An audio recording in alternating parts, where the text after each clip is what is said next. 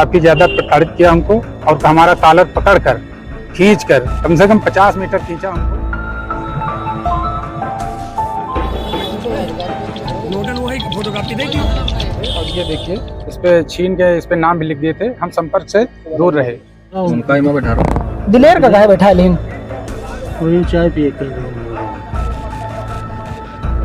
थाना तुम चलाओगे कि हम चलाओ? 15 पट्टा भरी है, गरियावत बहुत है सब यार। बेटे से पूछा कि इनका अपराध क्या है, तो कहे पूछताछ के लिए बैठाया था। तो हमने कहा पूछताछ के लिए बिठाने का मतलब आपका क्या औचित्य था?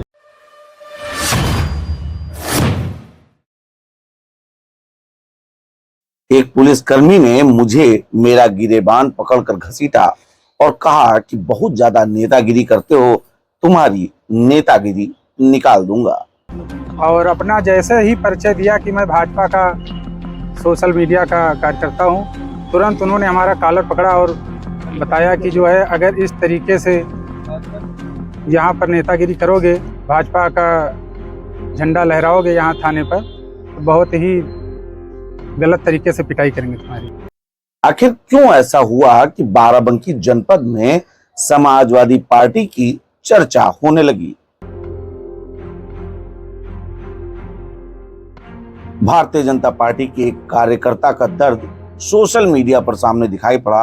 न सिर्फ सोशल मीडिया पर सामने दिखाई पड़ा, बल्कि पुलिस अधीक्षक के सामने जाकर उसने गुहार भी लगाई।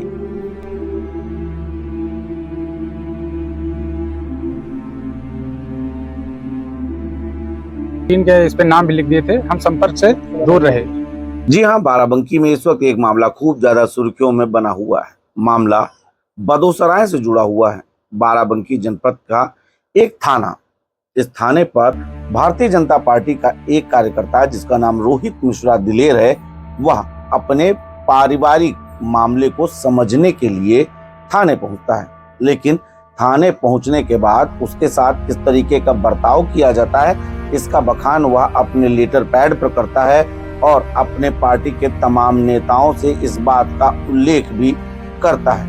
यही नहीं, इस पूरे मामले में सिर्फ एक कार्यकर्ता के साथ समस्या नहीं हुई है, बल्कि उस कार्यकर्ता की मदद में पहुंचे तमाम लोगों को भी अपना मुंह लटकाकर वापस आना पड़ा, जिसका वीडियो अब हम आपको दिखाएंगे।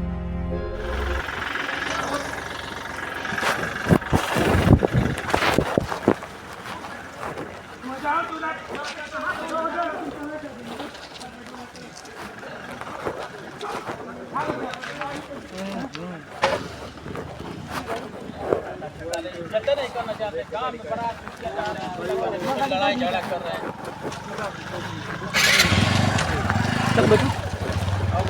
चलो बैठो, होना चाहो मनीष आयुष कहाँ है? आयुष कहाँ? आगे देखा उनके हवाला की कपड़ी में गाड़ी में बैठा ले, तुम बैठो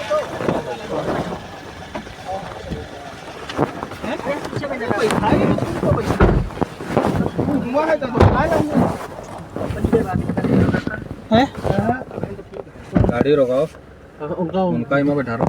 दिलेर का गाय बैठा है लेकिन वही चाय पिए कर थाना तुम चलाओगे कि हम चलाओ? 15 पट्टा भरी है, गरियावत बहुत है सब यार। पैसा पाए हैं, अच्छा सब पैसा पाए भैया। दिलेर तो जा रहे हैं अकेले। चले दो आयुष का बैठा गाड़ी चला रहे हैं दिलेर ना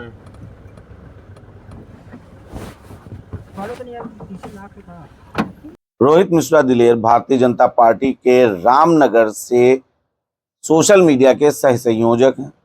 इनके ससुराली जनों के किसी मामले में जब यह बदोसराय पहुंचे, इनका आरोप है कि जब इन्होंने अपना परिचय यह कहकर बताया कि ये भारतीय जनता पार्टी के कार्यकर्ता हैं, तो वहां मौजूद पुलिसकर्मियों ने इनसे बदसलूकी की। पुलिस अधीक्षक को दिए गए ज्ञापन में इन कार्यकर्ताओं का आरोप है कि वहां पर तैनात थाना अध्यक्ष संतोष और इसके साथ ही वहां पर तैनात सिपाही, जिनका नाम क्रमशः विनय और ऋतुराज है, उन लोगों ने इनके साथ बदसलूकी की। हमारा नाम रोहित मिश्रा है, मैं रामनगर विधानसभा का सोशल मीडिया का सह संयोजक हूँ और कल दिनांक 18/4/2025 को हमारे ससुराल में कुछ लोगों के द्वारा जो है मारपीट की गई हमारे साले के साथ में। हमको जानकारी मिली कि उनको चोट लगी है। तब हम नगर कोतवाली बदोसराय पहुँचे और वहाँ पर जब पहुँचे तो देखे कि उनको चोट भी लगी है काफ़ी ज़्यादा साली को हमारे। तो उसके थोड़ी देर के बाद हम सोचे कि चाय वाय पिला देते हैं। चाय लेकर जब आए तो वहाँ पर सिपाही विनय वर्मा और ऋतुराज कोतवाल साहब के कहने पर, संतोष कुमार सिंह के कहने पर काफ़ी ज़्यादा प्रताड़ित किया हमको और हमारा कॉलर पकड़कर खींचकर कम से कम 50 मीटर खींचा हमको और अपना जैसे ही परिचय दिया कि मैं भाजपा का सोशल मीडिया का कार्यकर्ता हूं, तुरंत उन्होंने हमारा कॉलर पकड़ा और बताया कि जो है अगर इस तरीके से यहाँ पर नेतागिरी करोगे, भाजपा का झंडा लहराओगे यहाँ थाने पर, तो बहुत ही गलत तरीके से पिटाई करेंगे तुम्हारी और मुकदमा भी लिख देंगे तुम्हारे खिलाफ। नहीं तो ये जो आप आरोप लगा रहे हैं, जी। ऐसे तो आरोप लगा करते हैं, कोई साक्ष्य है, कोई और आपके साथ था? जी जी बिल्कुल, हमारे साथ में ये भाई साहब साथ में थे जो गवाह हैं। क्या नाम है आपका? ज्ञानेंद्र शुक्ला नाम हमारा है। कैसे क्या हुआ था, क्या घटना हुई थी? अमनियापुर गांव है, हमारी बहन है वहाँ अमनियापुर में। दीपक जी हैं, वो हमारे बहनोई हैं, उनको चोट लगी थी, गांव में विवाद हुआ था, तो हम भी देखने के लिए गए थे। फोन पहुंचा हमारे पास तो हम पहुंच गए उनके देखने के लिए। रोहित जी वहीं पर थे। ये जो है चाय वाय पिला रहे थे, उनको काफ़ी ज़्यादा चोट लगी हुई थी, चाय वाय पिला रहे थे। तो वहीं आरक्षी थे, विनय थे और एक ऋतुराज सिंह जी और कोतवाल साहब थे संतोष सिंह जी। तो ये चाय पिलाने लगे तो बाद में वो आए, विनय जी पूछने लगे उनसे, तो इन्होंने अपना परिचय दिया, कहा सोशल मीडिया से संयोजक, ऐसा कुछ बताया इन्होंने। तो उन्होंने इनको गाली देते हुए और कॉलर पीछे से पकड़कर और लॉकअप की तरफ ले गए और कहे कि तुम जो है नेतागिरी करने आए हो, थाना तुम चलाओगे। और बहुत पुलिसिया भाषा में जो अपना गाली वगैरह होती, बहुत भद्दी गालियाँ दी, हम नहीं कह सकते यहाँ पर। इनको लॉकअप में बंद किया गया था या जी हाँ, घर भेज दिया था? नहीं, घर नहीं भेजा था। घर तो सुबह हमारे वहीं क्षेत्रीय मित्र हैं, उनकी सुपुर्दगी में इनको सुबह घर भेजा गया। रात भर ये वहीं बंद रहे, वहीं थाने में इनको बिठाए रखा। न सिर्फ बदसलूकी की बल्कि इनको रात भर थाने में निरुद्ध रखा, जिसका प्रमाण इन कार्यकर्ताओं ने यह देते हुए बताया। और यही नहीं, अपना मोबाइल दिखाते हुए बताया कि इनका मोबाइल जमा कर लिया गया था, किसी को सूचना तक नहीं देने दी गई। रात के लगभग वही 11 बजे थे। हमको कॉलर पकड़ के जब अपनी कस्टडी में रखा और सुबह जो है हमको वही लगभग 8:30-9 बजे के आसपास छोड़े हैं। रात भर हमको परेशान किए। पार्टी के नेता हैं, इतनी बड़ी घटना हो गई, आपने किसी पार्टी पदाधिकारी को फोन सूचना कुछ दी? रात्रि हो चुकी थी और हमारा फ़ोन जो है छीन लिए थे, हम सूचना नहीं दे पाए। वही विनय शर्मा जी थे और ये देखिए इस पे छीन के इस पे नाम भी लिख दिए थे। हम संपर्क से दूर रहे, इसलिए हमारा संपर्क नहीं हो पाया। अच्छा, सुबह छूटने के बाद आपने पार्टी के किसी पदाधिकारी से बात किया? जी, हमने जिला अध्यक्ष जी से मुलाकात की और जो संतुष्टि उन्होंने दी है उससे हम संतुष्ट हैं। कार्रवाई की मांग हम कर रहे हैं। हमको उचित अधिकारी से बात किए हैं? बात किए हैं। हम न्याय अपने लिए मांग रहे हैं कि जो हमको प्रताड़ित किया। हालांकि इनके साथ कुछ कार्यकर्ता वहां पर गए थे। जब उन कार्यकर्ताओं को इस पूरे मामले की जानकारी हुई तो उन्होंने तमाम पार्टी के ही अन्य कार्यकर्ताओं को इसकी जानकारी दी और इस पूरे मामले में जब यह बात कही गई कि सभी कार्यकर्ता धरना प्रदर्शन करने लगेंगे, तब रोहित मिश्रा दिलेर यानी कि भारतीय जनता पार्टी के कार्यकर्ता को सुपुर्द करके छोड़ा गया। मेरा नाम है राम जी, मैं विधानसभा का संयोजक भारतीय जनता पार्टी। आपके सहयोगी हैं रोहित मिश्रा दिलेर।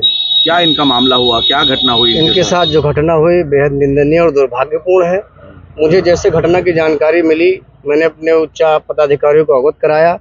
उनके दिशा निर्देश पर मैं पहुंचा और सुबह जब प्रारंभ में पहुंचा तो वहां स्थानीय पुलिसकर्मियों से मैंने बात की और मैं इनको अपनी सुपुर्दगी में वहां से लेकर के आया। फिर जनपद में आया तो अपने सक्षम पदाधिकारियों से वार्ता करके लेते समय आपने पूछा नहीं कि अपराध क्या किया था? मैंने उनसे 2-3 क्वेश्चन पुटअप किए, उन्होंने कोई सही जवाब नहीं दिया। क्या पूछा था? जैसे मैंने उनसे पूछा कि इनका अपराध क्या है, तो कहे पूछताछ के लिए बैठाया था। तो हमने कहा पूछताछ के लिए बिठाने का मतलब आपका क्या औचित्य था? तो कहे कोई बात नहीं भाई साहब, ऐसी गलती हो गई, ऐसा एक्सक्यूज दिया उन्होंने। जो आपके सहयोगी हैं रोहित, क्या इससे पहले किसी मामले में, किसी मुकदमे में, नहीं, ऐसा कुछ नहीं। पार्टी के समर्पित कार्यकर्ता है, निश्चित इनके साथ गलत हुआ है, जिसका किसी भी प्रकार से इसका तो कुछ क्षमा नहीं किया जाना चाहिए। मैं निवेदन करता हूं भारतीय जनता पार्टी के समस्त पदाधिकारियों से जनपद के कि इस मामले को संज्ञान लें और कार्यकर्ता के सम्मान के हित के लिए वो आगे आए। सोशल मीडिया पर भी इस पूरे मामले को लेकर एक बाढ़ सी आ गई है। तमाम कार्यकर्ता इस मामले में भारतीय जनता पार्टी के तमाम नेताओं पर दोषारोपण भी कर रहे हैं कि एक कार्यकर्ता के अधिकारों का हनन हो रहा है, लेकिन इसके बावजूद भी अभी तक उस पर कोई संज्ञान नहीं लिया गया है। इससे कार्यकर्ताओं में साफ तौर पर आक्रोश देखा जा रहा है और सोशल मीडिया पर इस पूरे मामले की चर्चा काफी जोर शोर से चल रही है।